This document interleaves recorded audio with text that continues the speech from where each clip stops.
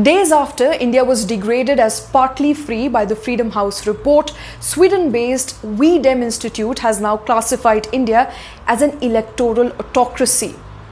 An electoral autocracy means that people in India are less free today than they were earlier. Remember, autocracy literally translates into a system of government where one person has absolute power, and in this case, it's Modi ji.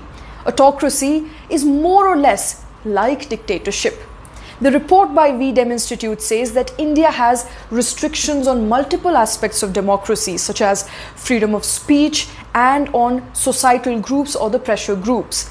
The report that previously classified India as an electoral democracy has now said, and I quote, "The world's largest democracy turned into an electoral autocracy with a population of 1.37 billion citizens." Now, this comes just barely days after US-based Freedom House in its 2021 report downgraded India's status from a free country to a partly free country for the very first time in history. What does it really mean?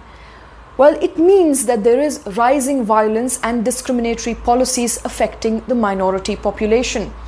The crackdown on expression of dissent by media, academics, civil society groups and protesters under the Narendra Modi government has increased. That people are being punished for speaking up, that there is misuse of laws on sedition, defamation and counter-terrorism to silence those who are critical of the government. In fact, the report says that India is becoming a censorship country as bad as Pakistan and worse than neighboring countries like Bangladesh and Nepal. This has specifically happened during the Modi regime. So does it really mean that India is losing its democratic country status or its democracy and the world is ganging up on us? Let's take a look at some of the hard facts. Since BJP assumed power, 7,000 people have been charged with sedition so far.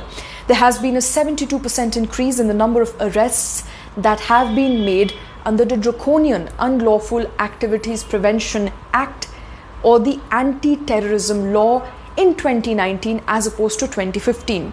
Of the total number of people killed in cow vigilantism, 86% were Muslims, and majority of these attacks happened in the last few years of the Modi government. In fact, of the 53 people killed just last year in February of 2020 in Delhi riots, most of them were Muslims. Nearly 70% of the cases of internet shutdowns globally happened in India in 2022.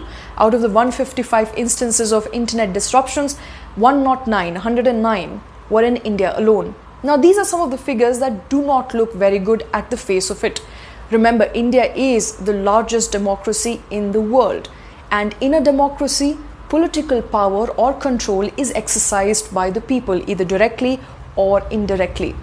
A democratic country is one where you have the freedom to put forward your opinion without fear.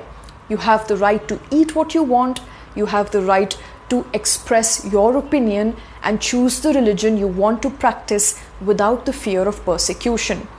If the facts today are contrary and critical of India's democratic image, maybe it's time to acknowledge that not all is well.